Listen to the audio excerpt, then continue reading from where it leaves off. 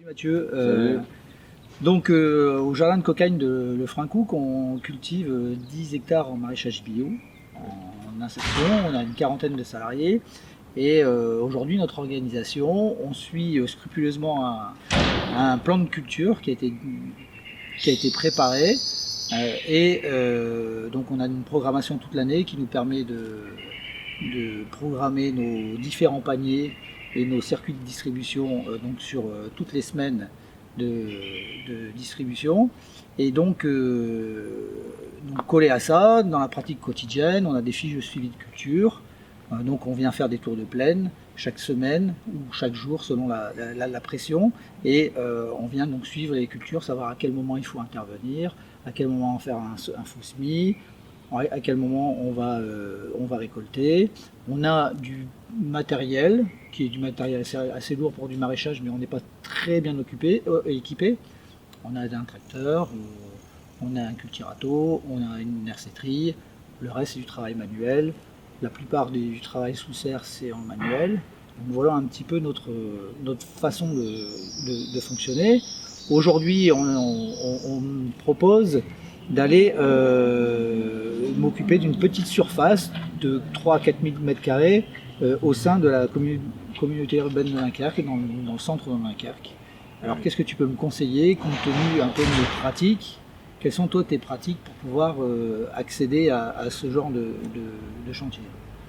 Alors, une des questions qu'il va falloir poser, c'est la question du mode de vente, parce qu'évidemment, sur une surface aussi réduite, même en gardant un plan de culture, parce qu'il va quand même falloir garder un plan de culture, il va falloir se poser de la question du nombre de paniers que tu vas pouvoir sortir, donc du nombre de publics que tu vas vouloir toucher.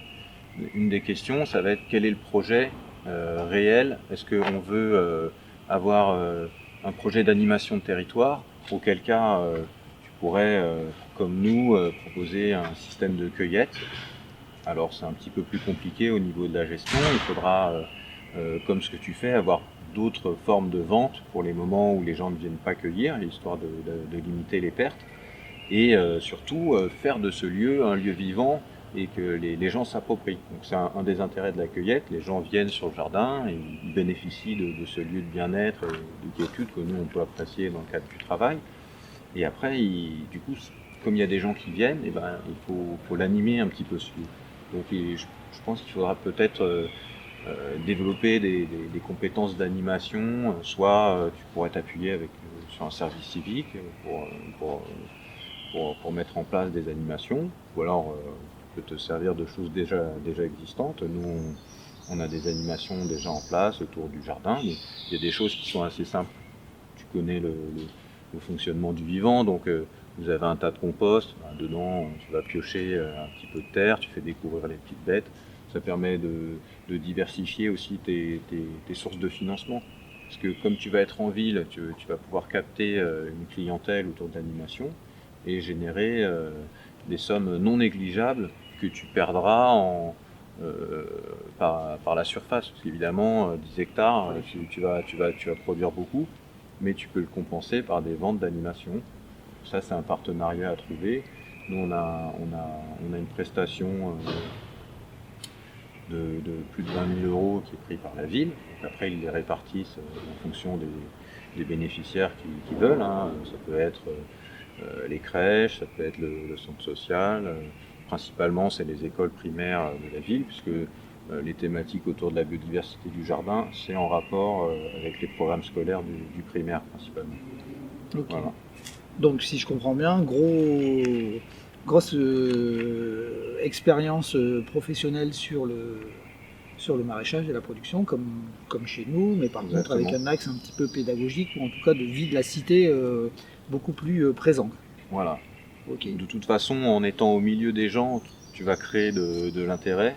Donc autant que cet intérêt se manifeste de manière positive, c'est-à-dire par de la prestation, ça aidera aussi à ce que le lieu soit respecté.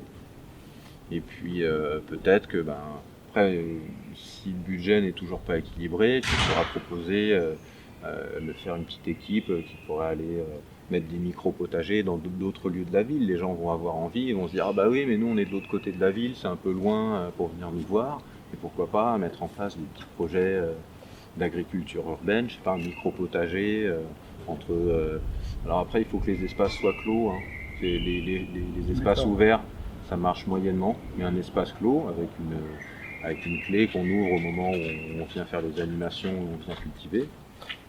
Généralement, faut s'appuyer sur un partenaire local qui connaît déjà les habitants. Nous, ça va être un centre culturel, un centre social qui est déjà implanté dans le quartier. Et puis avec eux, on construit quelque chose. Enfin, Faire participer les habitants. voilà, on peut faire financer par les bailleurs, la ville. Ok, Voilà, ça ça peut marche. créer des beaux projets aussi.